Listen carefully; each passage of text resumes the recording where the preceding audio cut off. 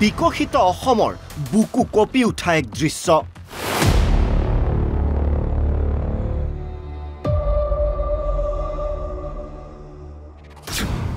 জীৱনৰ আদিপাঠ গ্ৰহণ কৰিবলৈ নদীৰ বুকুৰে বিপদ সংকুল যাত্ৰা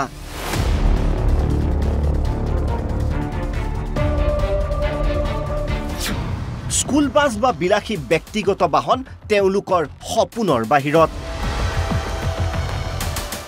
ইউনিফৰ্ম খুলি বুকাময় পথেৰে 2 কিলোমিটাৰ বাট খোজ কাঢ়িব লাগে তেওঁলোকে কিন্তু তেওঁলোক আজি উপায়হীন এই ছাত্ৰী কেইগৰাকীক নিজৰ সন্তান বুলি ভাবি লৈ দৃশ্যটো এবাৰ কল্পনা কৰক ভৰা নদীৰ বুকুৰে এখন তুলুঙা নাৱেৰে কিমান বিপদজনক বিদ্যালয়লৈ যাত্ৰা কৰিছে তেওঁলোকে এগৰাকী অভিভাৱক হিচাপে আপোনাৰ মনত কেনেকুৱা ভাৱ আহিব পাৰে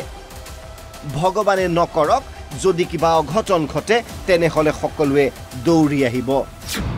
কিন্তু সমস্যা সমাধান কৰিবলৈ কোনো নাই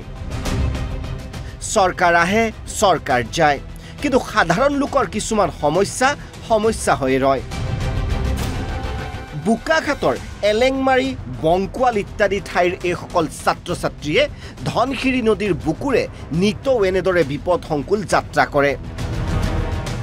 জমৰ যাতনাৰ মাজেৰে কুৰুৱাবাহী উচ্চ মাধ্যমিক বিদ্যালয়লৈ শিক্ষা গ্ৰহণ কৰিবলৈ আহে তেওঁলোক এই মুহূৰ্তত মই উপস্থিত আছোঁ এয়া নিকুৰিঘাট আৰু লগত যি এলেংমাৰী সংযোগী স্থল আচলতে ইয়াত দেখা গৈছে কোনো ধৰণৰ নাৱৰ ব্যৱস্থা নাই চৰকাৰীভাৱে কোনো ধৰণৰ ব্যৱস্থাপনা নাই ইয়াত যথেষ্ট সংখ্যক ছাত্ৰ ছাত্ৰী যিসকল কুৰুৱাবাহী হাই ছেকেণ্ডেৰী স্কুললৈ আহে তেওঁলোকে যথেষ্ট দুৰ্ভোগ ভুগিব লগা হয় আমি অলপ আগত খন্তেক দেখিব পাইছিলোঁ যিহেতু আজিৰ পৰা পৰীক্ষা আৰম্ভ হৈছে গোট পৰীক্ষা আৰম্ভ হৈছে তেওঁলোকৰ ইউনিফৰ্ম হওক তেওঁলোক সাজ পোছাক হওক তেওঁলোকে হাতত লৈ যাব লগা পৰিস্থিতি আৰু যিহেতু ইয়াত কোনো ধৰণৰ ৰাস্তা ঘাটৰ ব্যৱস্থা নাই লগতে ইয়াত কোনো চৰকাৰী নাও বা দলঙৰ ব্যৱস্থা নাই ইয়াত আমি সহযোগ দেখাবলৈ অনুৰোধ কৰিম যে কি ধৰণে আচলতে তেওঁলোকে ইয়াত যাতায়াত ব্যৱস্থাটো কৰে বা তেওঁলোকে কিমান দুৰ্ভোগ ভুগিব লগা হয় ইয়াত আমি খন্তেক আগত চাইছিলোঁ ইয়াত যিখিনি ছাত্ৰ ছাত্ৰী আচলতে কুৰুৱাবাহী হাই ছেকেণ্ডেৰী স্কুললৈ যায় তেওঁলোকে কি ধৰণে কিমান কষ্টৰে তেওঁলোক যাব লগা পৰিস্থিতিৰ সৃষ্টি হৈছে আগতে ইয়াত বাঁহৰ দলং এখন আছিল ৰাইজে বনাই লোৱা কিন্তু সেইখনো যোৱা বছৰ বাঢ়নীয়া পানী উঠুৱাই নিয়াৰ ফলত দেখা গৈছে এতিয়া ছাত্ৰ ছাত্ৰীসকল এনেকৈ যি আচলতে হাত নাও টুলুঙা নাও আচলতে ক'ব পাৰি বিপদসংকুলভাৱে তেওঁলোকে যিহেতু পানী যথেষ্ট বাঢ়িছে আৰু বিপদসংকুলভাৱে তেওঁলোকে এনেকৈ ইয়াত যাতায়াত কৰিব লাগে আমি ইয়াত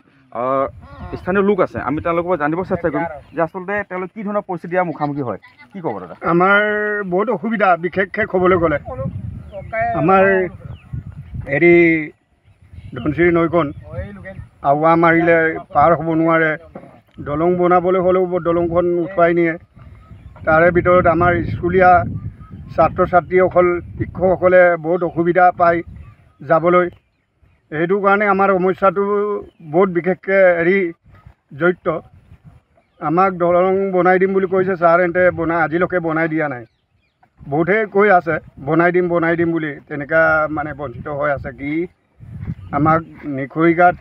এলেংমাৰী হৈ আমাক দলং এখন লাগে কিন্তু প্ৰশ্ন হয় এলেংমাৰী বংকুৱালবাসীৰ দুৰ্দশালৈ ৰজাঘৰীয়াৰ সুদৃষ্টি কেতিয়া পৰিব